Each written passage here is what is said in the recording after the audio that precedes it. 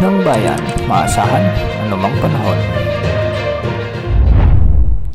Magandang oras po sa ating lahat. Narito na ang latest update sa lagay ng ating panahon ngayon at sa magiging lagay ng panahon sa susunod na 24 oras. Patuloy na makakaranas ng mainit o maalinsangang panahon ang maraming lugar ngayon sa bansa dahil sa umiiral na mainit na easterlies o ang hanging mainit mula sa karagatang Pasipiko. Samantala, bunsod ng umiiral na easterlies ay may mga pag-ulan pa ring inaasahan o nararanasan ang malaking bahagi ng Eastern Visayas sa may Albay, Sorsogon kasama na ang Dinagat Islands. Ang mga lugar na ito ay makakaranas ng mga kalat-kalat na pag-ulan o maulap na papawirin at may mga kasamang thunderstorms. Pinag-iingat natin ang ating mga kababayan dito sa banta ng pagbaha o pagguwa ng lupa, lalo na kung may mga umiiral na katamtaman hanggang sa kung minsan ay malalakas na pag-ulan.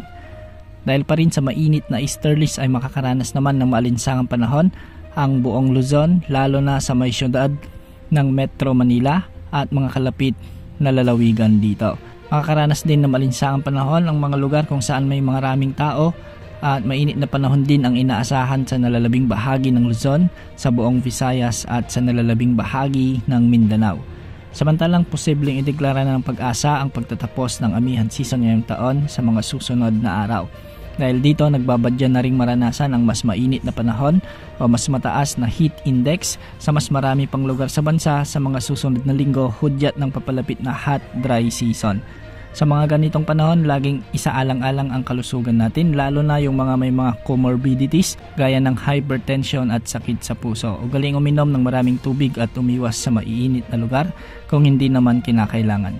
Sa kasalukuyan ay wala pa rin tayong namamonitor na anumang sama ng panahon gaya ng LPA o bagyo na posibleng pumasok sa ating area of responsibility sa susunod na 3 hanggang 5 araw. Samantala, para naman sa lagay ng mga pag-alon sa ating mga karagatan, ang mga baybayin sa may extreme northern Luzon ay posibleng umabot ang mga pag-alon hanggang 3.1 meters at ang nalalabing baybayin naman ng northern Luzon ay posibleng umabot ang mga pag-alon hanggang 2.1 meters. Para naman sa nalalabing baybayin ng ating bansa ay posibleng umabot ang mga pag-alon hanggang 2.1 meters.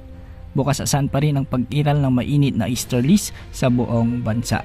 Yan ang update sa lagi ng panahon. Ito po ang weather update ng bayan, maasahan anumang panahon.